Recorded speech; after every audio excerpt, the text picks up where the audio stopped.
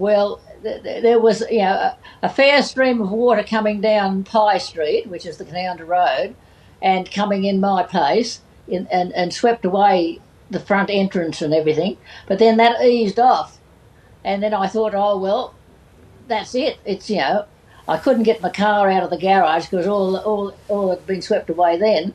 But then my son rang me and said, you better grab a few things, Mum, and get out because it's worse coming. He must have known something because he's a paramedic in Grenfell. And so I was getting a few things together and just shoved a few things up on the table. And the next thing I looked out the window and this terrific wave was coming across the canola paddock opposite the house, which is sort of facing northeast. And just a huge wave, and it just came and it sort of lifted the whole house up and terrific crash and creaking and swept the house down halfway down the block. Janet, can I just stop you there? And I just want to ask you about you described this wave that was coming towards you. It's hard for us to understand that because usually with floods you just can't see the water gradually rising. But just describe that a bit more for us. It's never flooded there in our living history. The Noble family's been there since 1901, and it's never flooded like that before, and like that, and especially out at the farm. And yes, it was just this canola crop, and they'd windrowed the canola, and of course all the canola was coming on top of the water as well. And yes, it was just horrendous. And I was ringing 000, and the water was getting higher and higher, and then I had to stand on a chair and to get out of the water, and I was there for hours looking out the window, and no one came. And eventually I saw a couple of men wading through the water along what was the road, and I banged on the window and yelled, and they saw me, and they came down and got me out. And so describe for us what it was like when this wave of water hit your place. Yeah, well, it was just like a great crash and a terrible tearing as the house separated from the veranda, and yes, and the whole place shuddered, and yeah, it was rather frightening. And where were you standing when this wave hit the house, and were you knocked off your feet, or what was the impact like? No, I wasn't. I was standing, hanging onto the window, and in the lounge room, looking out, which faces out towards Pye Street. Yes. And so what height was the water in your house when this wave of water hit your place? Well, it got up to my chest, I'd say. I had to get up on the chair to get out of the water a bit. It was freezing cold because I'd been standing there for hours. And then thank goodness it gradually started to go down a bit, and it was down to the level of the windowsills. And that's when I saw the fellows coming along the road. And so what height did the water get to in your place? Where you say you were up on a chair on a table?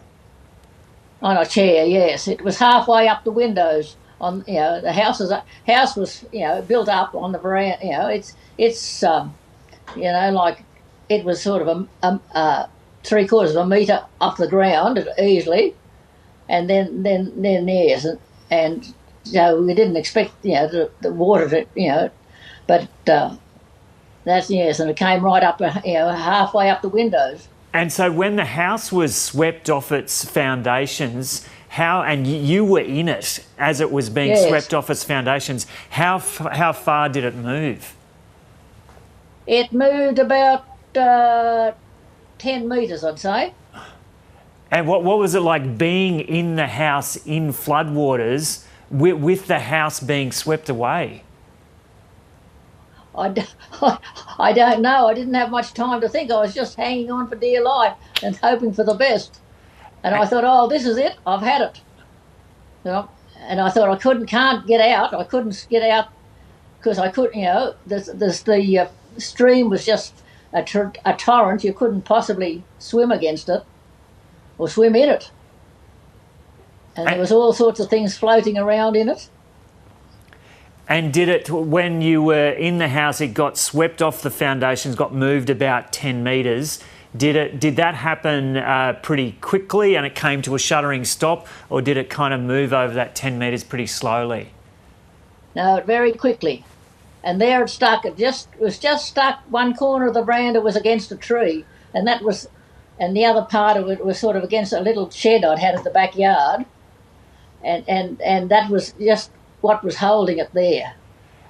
And and every now and again it'd give a bit of a creak, and I thought, oh dear, here we go again. We're going to move further, but luckily we didn't move, and it stayed there until these two gentlemen. I was never so pleased to see someone in all my life.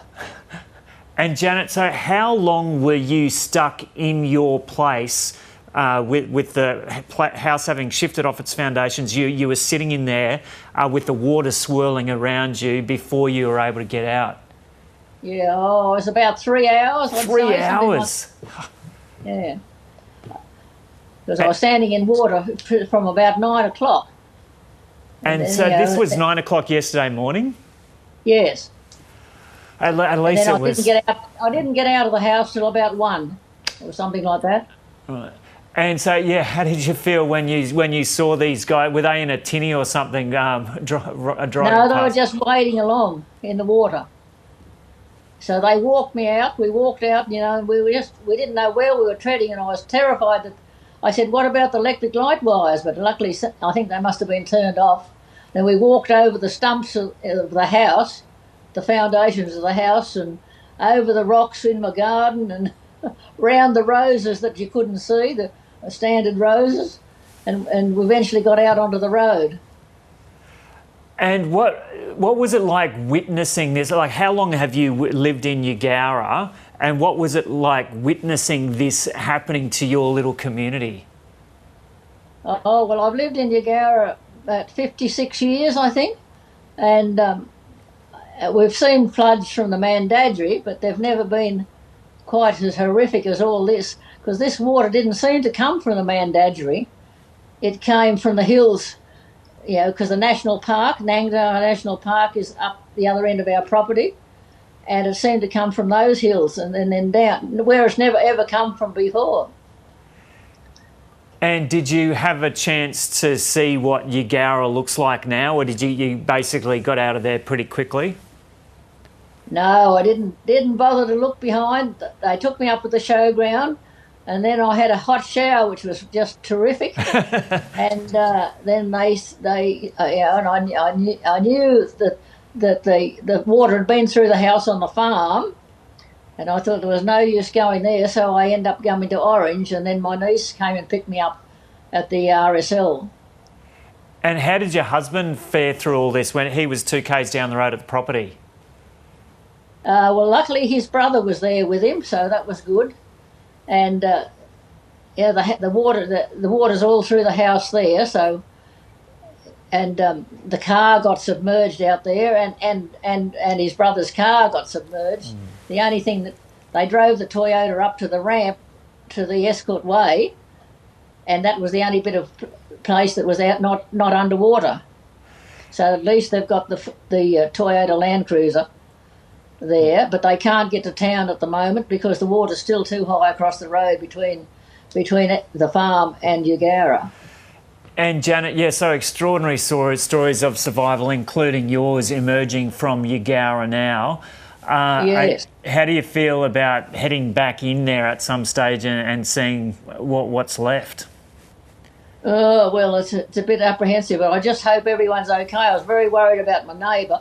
I know one lot of neighbours is okay, but my other neighbour I haven't heard yet how he is. But, yes. But I don't know what I'll do because the house is just a write-off. Yeah. But it's a strong little town?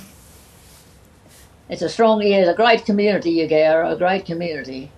Yeah. And, everyone was up there at the showground, everyone was helping, and, it was, very good, as it always is.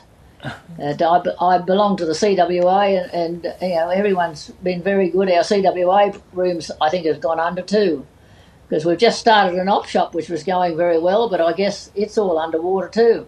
Right, but if you're part of the CWA, you'll get things back up and running pretty soon? Well, we hope. We'll do our best.